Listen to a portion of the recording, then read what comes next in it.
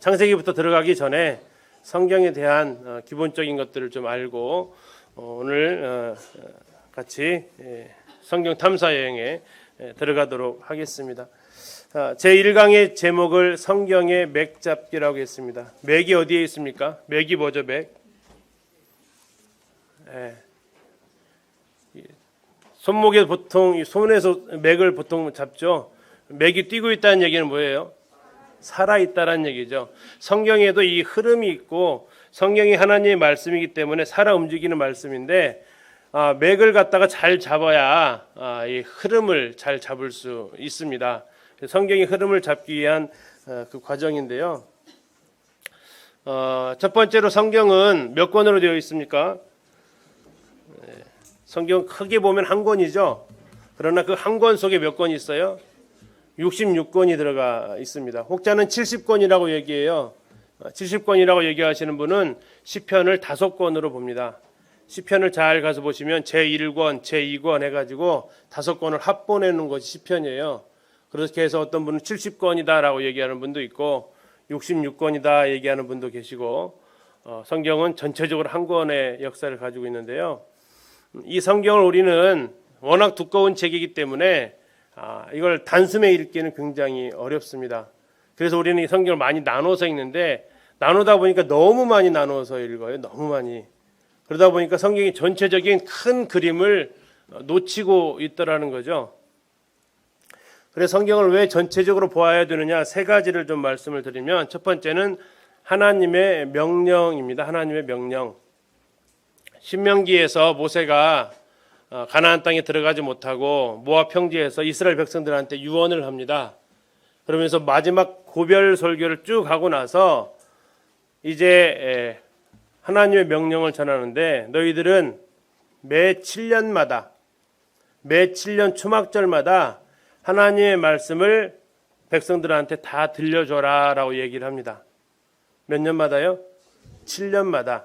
7년이 무슨 날이죠? 안식년에 해당되는 날입니다.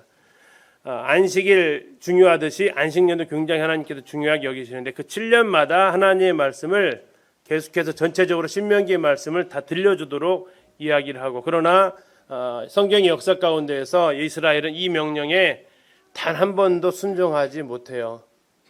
그래서 이 말씀이 실행되어진 것이 저 뒤로 가가지고 느헤미야에서 실행이 돼요. 이미 그때는 나라 다 빼앗기고 식민지 포로로 잡혀갔다 와가지고 뒤늦게 이제 우리식으로 말하면 소 잃고 요양강 고치는 격으로 그들이 느헤미야에서 와서야 비로소 이 초막절에 하나님의 말씀을 학사 에스라가 쭉 이야기를 해줍니다. 나중에 물론 그 이전에 요시야라는 왕이 하나님의 말씀을 쭉 찾아서 읽으면서 막 분개를 하죠. 하나님 회개를 하죠. 이런 하나님의 말씀이 있었는데 우리가 모르고 있어서 결국 이 지경까지 왔구나라는 이런 상황을 겪게 되는데 그들이 우리는 지금 성경을 굉장히 손에 쉽게 접할 수 있고 어렵지 않게 구할 수가 있습니다. 그러나 이들은요 성경을 누구나 쉽게 소유할 수 있는 개념은 없었어요. 직접적으로 소유하게 된 것은 또 얼마 되지 않았습니다. 역사적으로도. 인쇄술이 발달한 이후에나 이게 개인 소장이 가능했지 그전에는 성경을 읽으려면 회당으로 가야 됐어요. 성전으로 가야 됐어요. 그래서 그들은 이 성경 자체가 읽도록 쓰여진 책이 아니고 뭐 하도록요? 듣도록 쓰여졌어요. 그래서 계시록에 보면 이 예언의 말씀을 읽는 자와 듣는 자들과 이렇게 나왔어요. 읽는 건 한 명이 읽고 듣는 건 여러 명이 읽게 되어 있어요. 성경은 하나님께서 원래 백성들에게 주실 때 네 눈으로 읽으라는 것보다는 들으라고 했어요. 그래서 계시록에 보면 계시록 요한계시 2장 3장에 7 교회들한테 편지하면서 거기에 항상 뒤에 붙는 말이 있죠. 귀 있는 자는 들을지어다죠. 요즘으로 말하면 이제 눈 있는 자는 볼지어다죠. 왜냐하면 우리는 눈으로 확인하고 있으니까. 그러나 그 당시에는 내가 개인적으로 소장하고 있어서 이걸 볼 수 있는 상황은 아니었기 때문에 그들은 들어야만 했어요. 그래서 들려주어야만 했어요. 근데 우리는 지금은 너무나도 쉽게 이것을 우리가 가지고 있죠. 자, 그래서 우리는 반드시 하나님의 말씀을 전체적으로 볼 필요가 있다라는 겁니다. 두 번째는 예수님께서 거기에 대한 본을 보여주셨는데요. 지난 주일날 우리 김선재님 통해서 그 엠마오 제자 이야기 들으셨던 기억이 나실 겁니다. 그때 예수님께서 부활하셨다는 소식을 듣고도 믿지 못하고 가는 그들에게 예수님이 나타나셔서 누가복음 2사장 이렇게 말씀하죠. 모든 성경에 쓴 바 자기에게 관한 것을 가르치셨다라고 얘기합니다. 여기에서 나오는 모든 성경은 성경 66권일까요? 구약 39권일까요? 당연히 구약이죠, 여기는. 예, 구약 성경은 전부 다 그럼 누구에게 대해서 얘기하고 있다는 얘기예요? 예수 그리스도에 대해서 얘기하고 있다는 얘기예요. 그러면 구약 성경 가지고도 충분히 복음을 전할 수가 있다라는 거예요. 왜? 구약 성경이 전부 다 예수 그리스도 그분을 증거하고 있기 때문에. 결국 우리는 성경을 모든 성경에 관한 것들을 우리가 알아야 될 때 예수 그리스도를 비로소 알 수 있다라는 겁니다. 또 하나 스데반이 사도행 7장에서 죽기 전에 마지막 설교를 하죠. 그 자리에서 그는 굉장히 구약에 있는 역사들을 한 번에 쭉 읊어갑니다. 자, 이걸 통해서 알 수 있는 것이 우리 믿음의 선배들은 이런 몇 쪽이 잘라서 있는 게 아니라 전체적인 큰 그림을 볼 수 있었다는 거죠. 자, 그래서 첫 번째 다시 해보면 왜 그러면 이렇게 하나님의 말씀을 전체적으로 봐야 되느냐? 이 신명기 말씀을 통해서 하나님을 경외하는 것을 배우도록 하기 위해서 성경을 모르면 어떤 일이 벌어지냐면요. 성경을 모르면 하나님을 사람들이 각자 만듭니다. 내가 여기 성도님들 하나님을 혹시 만든다라는 것이 무슨 의미 같으세요? 성도님들 생각하고 있는 하나님의 상이 있지 않습니까? 내가 섬기는 하나님이 이러이러한 모습이야라고 내가 새겨놓은 그 하나님의 모습이 있어요. 그리고 그분이 마치 이게 정답인 것처럼 생각을 해요. 그래서 내 예상대로 하나님께서 안 하시면 어떻게 반응을 하죠? 실망을 하거나 하나님 앞에 대들거나 이런 모습들을 보여. 왜? 내가 그려놓은 하나님의 인상이 있어요. 거기에 맞춰서 하나님은 그렇게 움직이셔야 되는 하나님. 그런 하나님은 어떠한 형상으로도 새길 수 없다라고 하셨거든요. 그래서 우리가 하나님의 말씀을 안 배우면 내가 만들어 놓은 하나님을 섬기는데 이것이 마치 우상처럼 섬겨요. 우상처럼. 그러지 않고 성경을 제대로 알아야만이 성경에서 말씀하고 계시는 하나님을 우리가 배울 수 있다는 거죠. 두 번째는 우리가 성경을 전체적으로 알아야 예수님에 대해서 제대로 알 수 있습니다. 우리가 누군가를 사랑하면 그 사람에 대해서 많이 알고 싶어요. 좋아하는 사람과 사랑하는 사람의 차이가 있대요. 좋아하는 사람은 그 사람에 대해서 알고 싶은 게 많을까요? 알고 있는 게 많을까요? 좋아하는 사람은 알고 있는 게 많아요. 사랑하는 사람은요. 알고 있는 게 많아도 더 알고 싶은 거예요. 계속해서 알고 싶어도 계속해서 알고 싶은 것이 사랑하는 사람에 대한 마음이에요. 성경을 알면 알수록 예수 그리스도를 보여주고 있어요. 그래서 그분에 대해서 우리가 제대로 알 수 있습니다. 그리고 성경을 알아야 우리가 전도할 수 또 있죠. 세상에 예수님을 전할 수 있습니다. 자, 우리는 성경을 어떻게 접근해야 되느냐? 너무나도 당연한 거지만 성경은 누구의 말씀입니까? 하나님의 말씀입니다. 성경은 성경 밖에 어떤 증거 때문에 이래서 하나님의 말씀이 진짜야 하는 이것은 어쩌면 앞뒤가 맞지 않는 부분입니다. 이 성경을 증거하기 위한 여러 가지 방법들이 예를 들어 창조과학도 있고요. 성서 고고학도 있어요. 이 성경을 뒷받침해주는 증거가 되지만 예를 들어서 가끔씩 이런 얘기가 있어요. 고고학을 다 뒤져봐도 아수르의 그 도시의 니느웨라는 도시가 나오질 않는다. 성경은 거짓된 책이다. 라고 주장했던 사람들이 있어요. 그런데 시간이 더 지나다 보니까 어떻게 됐어요? 니느웨 유적이 나왔어요. 그러니까 다시 그들이 입을 다물었어요. 자, 이건 무엇을 우리에게 말해주냐면 고고학으로 다 입증이 안 됐더라도 성경은 어떻다는 얘기예요. 그 자체로 사실이란 얘기예요. 또 어느 책을 보니까 그래요. 백성들이 출애굽에서 이렇게 그 여러 부족들을 정복하고 했다는데 그 민족들이 살았던 기록이 없다. 기록이 없는 거예요? 못 찾은 거예요? 못 찾았을 뿐이에요. 나중에 찾으면 이제 그때 또 입을 다물어버려요. 창조과학이나 성서고고학이 성경을 뒷받침할 수 있는 그런 증거로 사용되어질 수 있지만 그런 증거가 있어야만 성경이 하나님의 말씀이다. 그렇지는 않다라는 겁니다. 성경은 성경만으로 충분합니다. 성경은 성경 그 자체가 증언을 하고 있다라는 거죠. 그래서 우리가 성경은 하나님의 말씀이다라는 굉장히 기본적인 내용이지만 굉장히 중요한 부분이고요.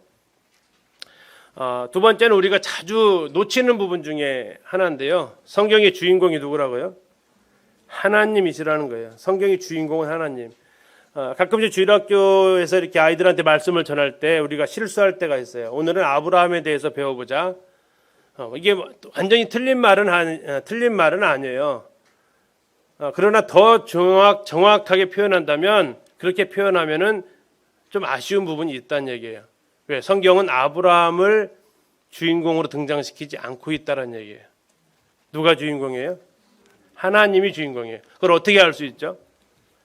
드라마나 영화 보셨죠? 특히 드라마 보셨죠? 그 드라마가 언제 끝나죠? 누가 죽어야 끝나요? 주인공이 죽거나 주인공이 사라지면 끝나죠. 그런데 거기에 나오는 조연들이 사라지면요. 계속 조연들은 나와요. 대신 주인공이 살아있는 한 그 드라마는 계속 가요. 아브라함이 다윗이 굉장히 중요한 대사를 하면서 그 드라마 속에서 분량을 차지하지만 그들도 다 어떻게 됐어요? 죽었단 말이에요. 그럼에도 성경의 그 흐름은 계속해서 가는 이유가 뭐예요?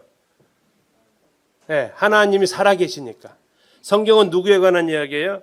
하나님에 관한 이야기고 성경에 나와 있는 그 인물들은 누구라고요? 그 시대에 그 장소에서 하나님이 필요로 해서 등장시킨 인물들이지 성경은 오직 하나님 그분만이 유일한 주인공이시다라는 거죠. 그런데 드라마를 보는데 주인공 혼자 막 돌아다니면 어때요?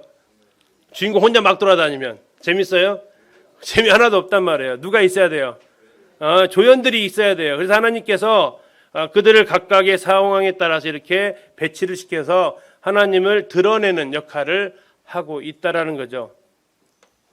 자, 더 나아가서 그러면 내 인생의 주인공은 누구예요? 진짜 하나님이신가요? 난가요? 내 인생의 주인공은 하나님이세요? 나예요? 이게 만약에 내각이면요, 내가 죽으면 세상은 끝나야 돼요. 근데 좀 안타까울지 몰라도 나 죽어도요, 어때요? 세상은 잘 돌아가요. 나 죽었다고 해서 세상이 뭐 전혀 이상하거나 그러지 않아요. 이건 내가 이 세상에 내가 주인공 전혀 아니고요. 하나님 그분이 주인공이시라는 겁니다. 아브라함이 하나님을 만난 거예요? 하나님이 아브라함을 만나 주신 거예요? 그것이 그거 같으신가요, 혹시? 뭐 하여튼 만났으면 됐지. 누가 누구를 만나서 이게 중요한 거. 이게 굉장히 중요하다는 얘기예요. 구원받았다라는 것은 어쩌면 우리 성도님들이 하나님 만나신 거예요? 하나님이 우리들을 찾아오신 거예요? 하나님이 찾아오신 거예요. 그래서 성경의 역사는 하나님이 사람을 만나 주신 이야기예요. 사람이 어떻게 하다가 하나님을 찾은 이야기가 아니고요. 잃어버린 한 마리 양처럼 하나님이 찾을 때까지 찾아오셨던 그 이야기들이 성경에 나와 있어요. 자, 하나님과 야곱, 성경에 나와 있는 구약 창세기에 나와 있는 야곱 처음 어디서 만났을까요? 하나님과 야곱이 만난 장소가 어디예요?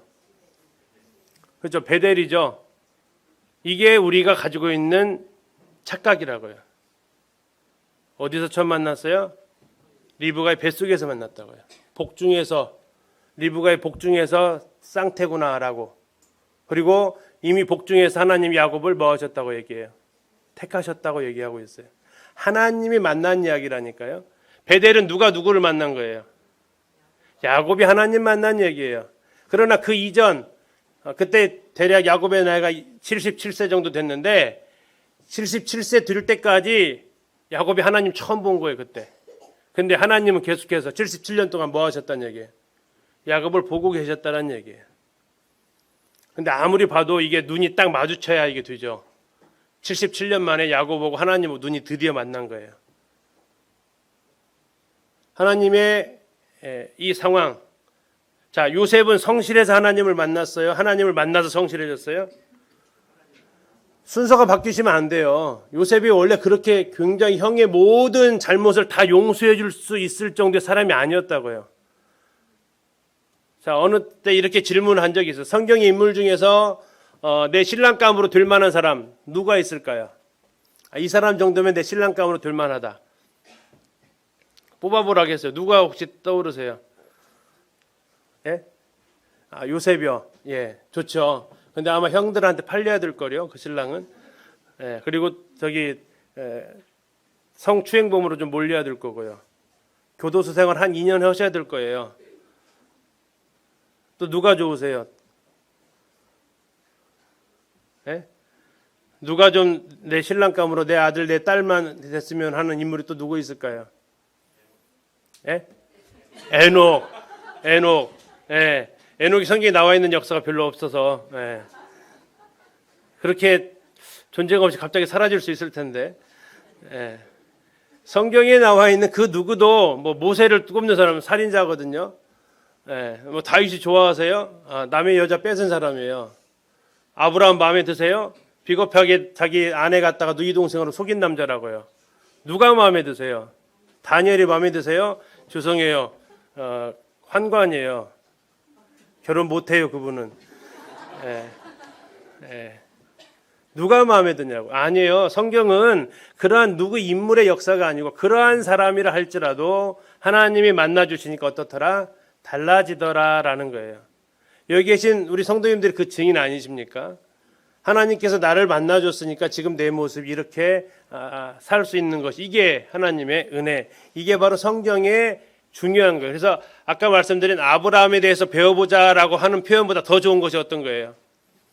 아브라함을 만나신 하나님에 대해서 배워보자 라는 것이 더 정확한 성경에 대한 이해를 하고 있는 모습이라는 얘기죠.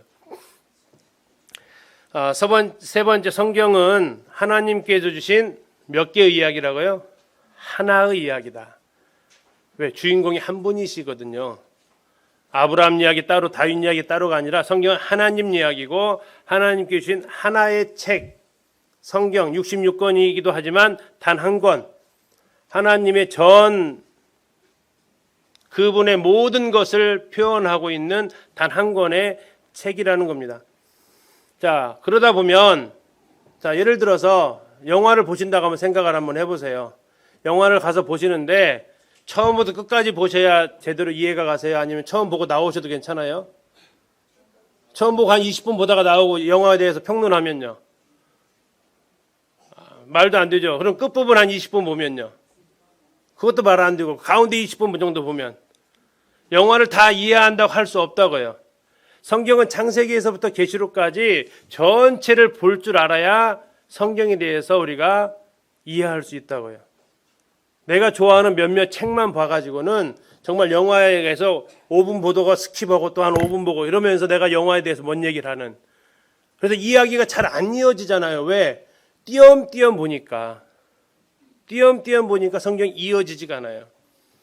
오늘 금요일 이 말씀을 준비하면서 7년 만에 다시 하거든요. 굉장히 좀 떨리대요.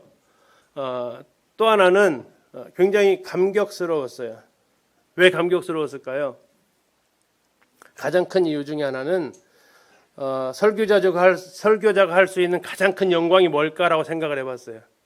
그건 아마도 성경 전권을 하나님의 말씀을 나누는 것이 아닐까라는 생각을 해봤어요.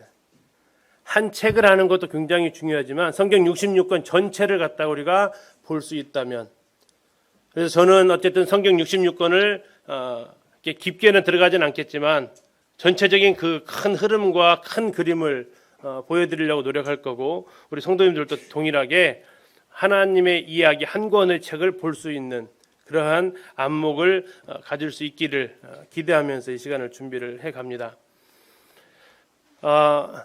네 번째로, 성경은 하나님께서 일하시는 사역의 기록이다. 자, 하나님이 지금 일하세요, 쉬셔요? 일하셔요. 언제 쉬실까요? 그분은요. 예, 쉬실 때가 곧 있으실 겁니다. 근데 가끔씩 이런 얘기를 하는 분들이 계세요. 교회가 자꾸 일만 한다. 교회가 자꾸 일만 벌린다. 예, 그것은 하나님을 닮은 모습이기도 해요. 근데 그 일이라는 것이 무슨 의미인지는 알아요. 근데 예수님께서 요한복음 5장에서 이런 얘기를 하세요. 왜 그분이 자꾸 쉬지도 않고 일하신대요? 안식일날 쉬지도 않으시고. 그분이 무슨 표현을 하세요? 누가 일하니까 나도 일한다? 내 아버지께서 일하시니까 나도 일한다. 예. 아버지께서 일하시니까 우리 예수님도 일하셨고, 우리 예수님도 일하시니까 누구도, 우리도 일하는 게 굉장히 당연한 모습이에요. 근데 우리는 세상에서 너무나 많은 일을 하다 보니까 어디에서라도 쉬고 싶어요? 교회에서라도 쉬고 싶다고요. 이건 좀 뭔가 모순된 모습이라고요. 근데 뭐 교회에서 그냥 계속 일만 하는 건 그런 차원이 아니고, 일은 나중에도 하겠지만 일은 하나님을 경험할 수 있는 기회거든요. 우리가 하나님과 함께 동행하면 하나님이 누군지를 알 수 있는 기회를 얻게 되는 거예요. 일하지 않는다. 하나님 알 수 있는 길이 없어요. 일하는 사람만이 하나님의 마음을 알고 하나님과 동행하는 역사를 경험할 수 있어요. 일은 저주가 아니에요. 일은 죄가 들어오기 전에 있었습니까? 죄가 들어온 이후에 있었습니까? 들어오기 이전에 있었어요. 일은 저주가 아니에요. 일은 불평할 것도 안 되고요. 그것은 우리에게 주신 복이죠, 복. 일이 복이 맞나요? 취업 준비생들한테 물어보면 복이 맞아요. 그들이 왜 그렇게 그냥 밤낮 가리지 않고 취업하려고 그래요? 뭐 하려고 해요? 일하려고. 근데 우리는 막상 그렇게 해서 일을 하면 힘들어 죽으려고 그러고, 감사할 줄을 모르는 우리의 모습이죠. 자, 성경은 그런데 무슨 기록이냐면 하나님께서 일하시고 계시다라는 책이에요. 과거에 그분이 무슨 일을 하셨는가, 그리고 지금 그분은 무슨 일을 하고 계시는가, 그리고 앞으로 그분은 어떠한 일들을 하실 것인가, 하나님의 역사의 기록이다라는 거죠. 누구를 통해서 하시는 거지 다윗이 일을 하는 게 아니고 다윗을 통해서 그 일을 해 나가시는 기록이죠. 다음에 마번에 보시면 성경에 관해 공부하는 것보다 더 중요한 것은 성경 그 자체를 공부하는 겁니다. 성경 그 자체를 읽으시는 게 더 중요해요. 이 시간이 우리 성도님들이 성경을 읽고자 하는 그 마음을 일으켜드려야지, 들었으니까 성경 안 읽어도 돼, 이런 마음을 갖게 한다면 이것은 쓸데없는 강의를 하고 있는 거예요. 이 시간은 왜 하냐면 성경을 읽고 싶은 마음이 일어나게 하고, 또 성경이 잘 안 읽어지는데 성경에 대해서 읽을 수 있게 도와주는 거지, 성경 읽는 걸 대체하는 게 결코 되어서는 안 된다는 거죠. 다음에 성경은 연구하고 학문하는 자세를 가지고 읽어야 하는 책이다. 이건 앞에서 잠시 말씀을 드렸습니다. 성경은 1차적으로 뒤에 창세기를 다시 말씀드리겠지만 나를 위해서 쓰여진 책은 아니에요. 1차적으로. 마태복음 자체는 유대인들을 대상으로 1차적으로 쓰여진 책이라고요. 내가 1차 독자가 아니라고, 1차 독자가. 그렇기 때문에 내가 모르는 표현, 내가 모르는 지명, 내가 미리 알지 못하는 이런 선지식들이 굉장히 성경이 많이 나와 있어요. 우리가 구원은 은혜로 받지만 성경은 은혜로 깨달아지진 않아요. 물론 성령께서 그 역사를 하세요. 그걸 부인하는 건 아니에요. 그러나 성경을 그 의미를 제대로 알려면 우리가 성경도 뭐 해야 된다고요? 공부하셔야 된다고요. 지난 수요일에 잠시 말씀드렸지만 솔로몬도 성경을 어떻게 했다고 그랬어요? 성경을 연구했다고 그랬어요. 율법에 능숙했던 에스라도 성경을 연구하고 준행했다라고 얘기하고 있어요. 하나님의 말씀을 말했던 선지자들도 자기가 한 말을 다시 연구했던 사람이 선지자들이었다고 얘기하고 있어요. 성경은 우리가 그냥 쭉 읽어 나갈 수 있는 책도 분명히 됩니다만 성경은 정말 이런 것들을 살펴서 연구해야 되는 책 중에 한 권이 되겠습니다. 마지막, 그러나 이 모든 것들 한다 하더라도 성경은 분명하게 성령께서 깨닫게 해 주셔야만 깨달아질 수 있는 책입니다. 성령의 조명이라고 표현했는데요. 자, 조명이 뭐죠? 조명. 빛이에요, 빛. 자, 여기에 지금 우리가 어떤 사물을 보려면 세 가지가 충족을 해야 돼요. 옆에 있는 우리 성도님들 얼굴을 보려면 세 가지가 갖춰져야 돼요. 뭐가 있어야 될까요? 첫째는 그 사람이 존재를 해야겠죠. 옆 사람 얼굴이 있어야겠죠. 그죠? 유령 앉아있으면 앞만 봐도 안 보여요. 두 번째 뭐가 있어야 돼요? 볼 수 있는데 눈이 있어야죠. 그죠? 근데 그러면 물건이 있고 눈이 있으면 다 볼 수 있느냐? 아니라니까요. 하나 더 뭐가 있어야 돼요? 그래, 빛이 있어야 돼요. 빛이 안 보이면, 빛이 없으면요.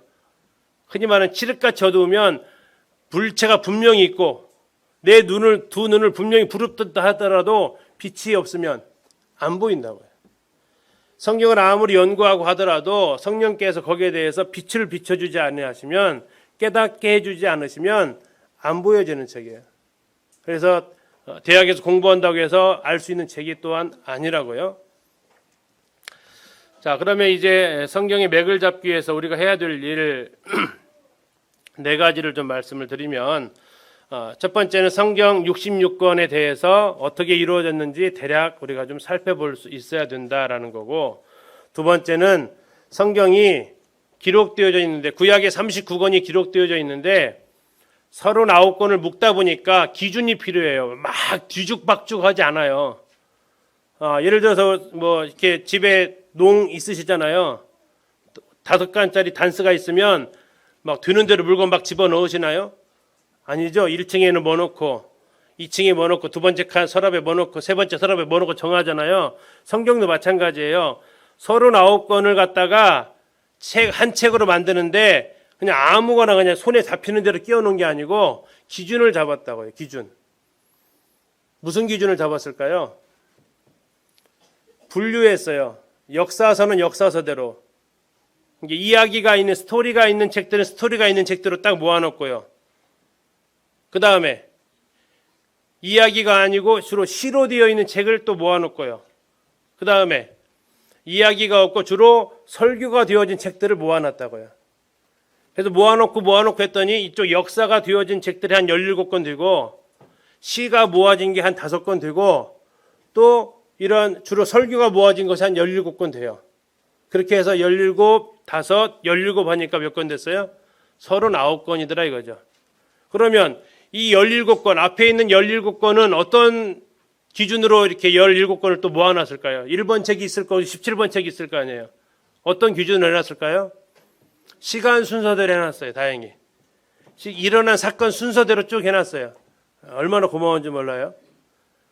이 시편은 어떤 기준으로 해놨을까요? 이것을 쓴 사람이 그 생애 순으로 해놨어요. 그래서 욥기가 제일 먼저 써진 책이고, 시편이 그 다음 책이고, 잠언, 전도, 아가서는 한 사람이 써진 책에서 이렇게 묶어놨어요. 그 다음 골치 아픈 17권짜리 선지서라는 설교문들이 있어요. 쉽게 얘기하면. 이건 어떤 기준으로 드러났을까요? 양이 많은 순서로 놨어요. 이 17권을 놓으실 때 시간의 순서대로 놨으면 우리가 성경을 읽을 때 훨씬 조금 더 수월해요. 왜? 역사서가 시간 순서로 되어 있으니까 이것도 시간 순서로 됐으면 좀 읽는데 좀 좋은데, 이걸 성경 나중에 17권을 편집하신 분이 무슨 기준으로 놨다고요? 뭐가 더 양이 많냐? 양이 많은 게 앞에 있어요. 이제. 그러다 보니까 이제 이게 앞에 있음에도 불구하고 이야기가 저 뒷이야기치를 갖다 하는 경우들이 있어요. 그래서 그것을 흔히 말해서 재배치를 해야 돼요. 그것은 이제 역사의 순서대로 연대기로 읽는다라고 얘기를 합니다. 그래서 이 금요일날 하는 공부는 그 구약 39권을 이렇게 하나의 시간 순서대로 쭉 나열할 수 있도록 도와드릴 거예요. 그래서 지금은 괜찮지만 나중에 세 번째 책 정도 가면은 역사서를 읽다가 갑자기 선지서를 갖다가 읽어야 될 때가 있어요. 그래야 그 선지서가 이해가 되니까. 다음에 세 번째는 성경의 전체적인 주제. 성경의 주제가 뭐예요? 아까 얘기했어요. 성경은 누구에 대해 기록했다고요? 예수 그리스도에 대해서. 하나님이신 예수 그리스도, 사람으로 오신 예수 그리스도, 예수 그리스도에 대해서 기록한 것이 성경이에요. 요한복음 5장 39절에서 이야기를 하고 있죠. 뭐라고 하죠? 모든 성경이 성경은 하나님의 감동으로 되었다고 했는데, 그것은 성경이 누구에 대해서? 예수님에 대해서 말하고 있는 책이다라고 얘기하고 있어요. 그리고 마지막으로 이제 이스라엘의 지리와 역사, 문화를 알아야 된다. 근데 어쨌든 하나님 은혜로 제가 이스라엘을 2번 갔다 오고 또 이제 내년에 다시 한번 또 가게 되는데요. 그렇게 되면서 이스라엘의 지리 이런 부분들에 대해서 많이 도움을 얻을 수 있었고요. 이제 그런 것들을 이렇게 나눌 수 있을 것 같습니다. 그리고 그곳의 역사나 문화에 대해서 또 여러 동영상 자료 같은 것들을 보여드리면서 이해를 좀 도와드리도록 하겠습니다. 성경에 대해서 간단하게 다시 말씀드리면 성경의 주제가 뭐라고요? 그리스도이십니다. 그리스도. 그리고 성경을 쓴 사람이 약 40명 정도 기록을 했습니다. 그리고 성경은 크게 3개의 언어로 되어 있는데 히브리어와 아람어와 헬라어로 되어져 있습니다. 뭐 영어도 아니고 중국어도 아니고 일본어도 아니에요. 히브리어 한 번도 본 적 없는, 헬라어 또 아람어, 전부 다 우리하고는 너무나 낯선 언어들이에요. 그 이 3개로 되어져 있고, 그래서 이제 이것에 대해서 우리가 공부를 또 하게 되죠. 그다음에 성경은 66권으로 되어져 있고요. 66권으로 되어져 있는데 그걸 장수로 하면 뭐 창세기는 50장까지 있고 출애굽기 40장까지 있는데 그렇게 장을 다 더했더니 1189장이 나왔어요. 1189장. 그래서 이 책을 1년에 한 번 읽으려면 석장 내지 넉장 매일 읽으면 1년에 한 번 읽을 수 있어요. 그 다음에 이 성경을 기록하는 데 걸렸던 시간이 최소 1500년, 길게 잡으면 1600년까지 가요. 창세기라는 책이 제일 처음에 쓰여진 책이라면 요한계시록이라는 책은 제일 마지막에 쓰여졌는데 이 2권이 얼마 정도 시간 간격이 있느냐? 약 1500에서 1600년 정도 시간 차이를 두고 쓰여졌다고요. 1500년 정도 이상 차이 나는데 이 2책이 만나가지고 한 권 안에 들어왔다는 얘기는 기적이에요. 이건 정말 하나님이 아니면 이루어질 수 없는 일들이 이렇게 기록되어져 있습니다. 자, 구약성경 연대기 도표 이렇게 나와 있는데 구약은 총 여기 나와 있는 대로 39권입니다. 39권. 자, 그래서 이걸 어떻게 외우시느냐? 제 손 모양을 한번 따라서 한번 해보세요. 이렇게 하시면 되겠습니다. 이렇게. 여기서 이제 엄지 피면은 좀 골치 아파지고요. 엄지 피시면 안 돼요. 엄지 피시면 사탄의 상징하는 기호가 되고, 이 지금 색이 묶어진 거 있죠? 자, 이것이 5권짜리예요. 5권짜리. 다음에 여기 올라와 있는 거 이것은요. 12권짜리예요. 자, 엄지 5권은 뭐냐면 모세오경. 모세오경 5개죠. 그 다음에 12개짜리가 뭐냐면 역사서 12권이에요. 자, 여호수아, 사사기, 룻기, 사무엘, 상하, 열왕기, 상하, 역대, 상하, 에스라, 느헤미야, 에스더. 12권, 12권. 그 다음에 세 번째 5권은 시가서라고, 시가서. 무슨 시가서예요? 욥기, 시편, 잠언, 전도, 아가서. 네 번째 5개는 아까 선지서라고 얘기하는데 분량이 긴 것들이에요. 분량이 긴 거. 이사야, 예레미야가, 에스겔, 다니엘 5개. 그리고 나머지 이 새끼손가락은 소선지서라고 그래요. 분량 작은 책들 12권. 그래서 구약성경은 이거다 얘기해요. 5권짜리 세 묶음, 12권짜리 두 묶음. 이게 지금 그 표시예요. 12호 써 있는 그 자체가. 그래서 성경은 제일 처음에 창세기죠. 인류의 시작을 말해주고 있는 책. 그 다음에 출애굽기. 다음에 레위기인데 레위기는 역사가 아니고 나중에 이것은 설명하는 책이에요. 그래서 역사의 흐름이 아니고 밑으로 붙었어요. 다음에 민수기. 다음에 민수기 밑에 신명기도 역시 흐름이 있는 건 아니에요. 그래서 창출민. 그 다음에 여호수아서. 역사의 흐름입니다. 지금 녹색은 역사서래요. 역사가 있다는 얘기는 사건들이 있었던 책이라는 얘기예요. 그 다음에 사사기. 사사기 밑에 부록처럼 딸려있는 룻기가 있습니다. 그 다음에 사무엘 상하. 원래는 한 권짜리였어요. 한 권짜리 했는데 부피가 두꺼워지니까, 부피가 두꺼우면 얼마나 두꺼워? 별로 안 두껍던데 지금 책이니까 안 두껍죠. 옛날에는 뭐 했었어요? 양피지. 그래서 이거 다 쓰면 어떻게 돼요? 사무엘상 24장, 사무엘하 31장이거든요. 55장이에요. 그러니까 두루마리가 어떻게 될 것 같아요? 굉장히 커지죠. 그러니까 어떻게 했어요? 분책을 했어요. 고등학교 다니실 때 참고서 두껍다고 뭐 하셨어요? 네, 기억나시죠? 예, 그 책도 무겁다고 하는데 어떻게 했겠어요? 그러니까 나눴어요. 근데 이스라엘에서는 저거 하나로 봐요. 사무엘상하를 한 권으로. 그 다음에 사무엘상하, 열왕기상하, 여기까지가 이스라엘의 다 역사예요. 책이 남았는데 여기까지가 나라를 빼앗기 전의 역사예요. 그리고 나서 나라가 빼앗기고 난 이후에 쓰여진 책이 세 권이 저기 큰 책이 역대상하, 그리고 나서 에스라, 느헤미야, 그리고 에스더서가 이렇게 있어요. 이 밑에 있는 부분은 마치 부록처럼 딸려 있는 책들이에요. 역사가 쭉 흘러가기보다는 그 역사 속에서 일어난 하나의 사건을 모아놓은 책이 이렇게 되어져 있어요. 이렇게 해서 12권이에요. 저기 17권이에요. 자, 그 다음에 이제 시가서, 욥기라는 책이 있어요. 성경에. 그것은 아브라함 시대 때 쓰여진 책이에요. 왜 그러냐면 욥이 죽었던 나이가 있고요. 또 욥이 있을 때 제사장이라는 단어가 없고요. 이런 것을 했을 때 그는 아브라함 시대에 있었던 사람으로 여겨져서 욥기는 창세기랑 같은 시대다라고 해서 창세기 위에다 놨어요. 두 번째 시편. 시편은 여러 사람이 시를 모아놓은 거지만 제일 많이 시를 쓴 사람이 있어요. 누구죠? 다윗. 그래서 다윗이 나오는 사무엘 상하에다가 올려놨어요. 나머지 책이 세 권이 있어요. 잠언, 전도서, 아가서. 잠언, 전도서, 아가서는 한 사람이 썼어요. 솔로몬. 솔로몬이 나오는 열왕기상. 그 열왕기상 위에다가 그래서 이 세 권을 올려놨어요. 그래서 시가서는 이렇게 5권으로 끝나요. 누구를 기준으로 했냐면 쓴 사람, 그 시대 사람들에 비추어서 이렇게 기록을 했어요. 자, 예언서 17권이 성경을 연구할 때 제일 구약에서 이제 난코스 중에 하나입니다. 자, 그 중에 근데 쉬운 것은 감사한 것은 뭐냐면 12권이 다 어느 시대 때 나라가 망할 때쯤 썼어요. 뭐라고 썼냐면 회개하라고 하나님이. 이대로 가면 망한다고 알려주기 위해 쓴 책이 선지서인데 이것이 12권이 다 나라가 망하기 전에 쓰여진 책들이에요. 자, 나라가 잘 돼갈 때는 선지자가 필요가 없어요. 근데 나라가 자꾸 하나님 말씀 어기니까 선지자들이 나타나게 되고, 자, 나라가 망해버렸네요. 그리고 나서 쓰여진 책이 다니엘과 에스겔이라는 두 책이 있어요.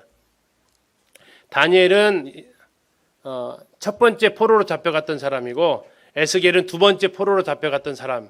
이 사람들이 이제 쓴 책이 두 권이 있고, 그 다음에 이제 포로 시절에서 돌아와서 쓴 책이 있어요. 돌아와서 쓰여진 책이 학개와 스가랴라는 책이 있어요. 돌아와서 뭐 하라고 썼냐? 성전 지으라고 쓰여진 책이에요. 성전 지어라. 바벨론한테 완전히 무너졌던 그 성전 다시 지어라라고 쓰여진 책이 학개와 스가랴라는 책이에요. 그리고 또 한 가지가 이제 마지막 책이죠. 뭐예요? 말라기. 말라기는 성경의 제일 마지막 책이에요. 그래서 이 마지막 책인 이 말라기하고 신약 성경 제일 첫 번째 책이 마태복음하고 약 시간이, 우리는 성경 한 장만 넘기면 말라기에서 어디로 가요? 마태복음으로 가지만 시간은 400년이 지나가 있어요. 그 속에. 자, 창세기 출애굽기도 마찬가지인데요. 창세기 50장하고 출애굽기 1장하고는 종이는 한 장만 넘어가면 돼요. 근데 그 사이 시간이 250년에서 길게는 300년까지 들어가 있어요. 이게 종이 한 장 딱 넘어갔는데 그 시간이 훅 넘어간 거예요. 드라마 같은 거 보면 되시잖아요. 갑자기 30년 후 이렇게 나오잖아요. 예, 아시죠? 성경도 마찬가지. 그렇게 뚝 띄어져 있어요. 그래서 구약은 이렇게 39권이 되어져 있다. 이런 흐름을 이제 자주 좀 보실 거예요. 처음 보신 분들 계시길 텐데 이 흐름을 가지고 공부를 하게 되겠습니다. 마지막 이것만 보고 좀 마치도록 하겠습니다. 1교시요. 성경을 공부하는 이유, 첫 번째는 뭐를 위해서다? 변화하려고 한다. 성경은 머리를 지식을 쌓기 위한 책이 아니다. 성경은 내 삶이 변화를 하기 위해서 읽는 책이다. D.L. 무디가 그렇게 이야기했어요. 정보, 인포메이션을 위한 것이 아니고 변화, 트랜스포메이션을 위한 책이 성경이다. 성경을 제대로 공부한 사람은 어떻게 된다고요? 삶이 변화된다라는 얘기예요. 두 번째, 성경은 그 무엇보다도 더 중요한 것은 어떻게 이렇게 변화할 수 있었느냐? 그것은 그 사람이 성경을 공부하면서 주님의 마음을 알게 됐다. 성경 인물을 탐구하는 게 중요한 게 아니라 그들을 어떻게 하나님께서 변화시켜 가시느냐를 통해서 주님의 마음을 알게 되는 거. 자, 그래서 우리들 또 얘기하죠. 너 언제 철들래? 철든다는 얘기가 뭐예요? 언제 부모 내 마음을 좀 알래? 언제 부모 속 좀 알래? 이거잖아요. 그래서 언제쯤 철이 든대요? 언제 철이 들어요? 네, 결혼해서 꼭 자기 같은 자식을 낳아보면 네, 철이 든다고 하잖아요. 또 애는 셋은 낳아야 철이 든다고 하시잖아요. 왜? 그만큼 힘드니까. 자, 성경을 우리가 읽으면서 우리가 알고 발견해낼 것은 뭐냐면 하나님의 마음이에요. 성경 66권 중에서 가장 하나님의 마음이 절절하게 나와 있는 게 혹시 어딜까요? 하나님의 마음이 정말로 그냥 막 쏟아내시는 그 말씀이 어디냐면 선지서예요. 이사야, 예레미야가 에스겔, 다니엘, 호세아, 요엘, 아모스, 오바댜, 요나, 미가, 나움, 하박국, 스바냐, 스가랴, 학개, 스가랴, 말라기 이 17권인데요. 정말 하나님의 그 마음이 다 표현되어져 있어요. 근데 제일 안 읽히는 책이 그 17권이에요. 근데 7년 전에 제가 이 선지서 공부를 하면서 정말 많이 울었어요. 왜 울었을까요? 하나님의 마음이 보여서 울었어요. 정말 선지서를 읽어야만 하나님의 마음이 보여요. 역사서가 재미있기는 해요. 그죠? 창세기 굉장히 재미있기는 해요. 근데 하나님의 마음이 부분 나와 있어요. 선지서는요, 통으로 나와 있어요. 통으로. 선지서를 꼭 공부하셔야 될 이유가 그 중에 하나예요. 마지막, 성경을 공부하는 것은 순종하려고 해요. 뭐 하나 얻어가려고, 알아가려고 하는 게 아니라 순종하려고 해요.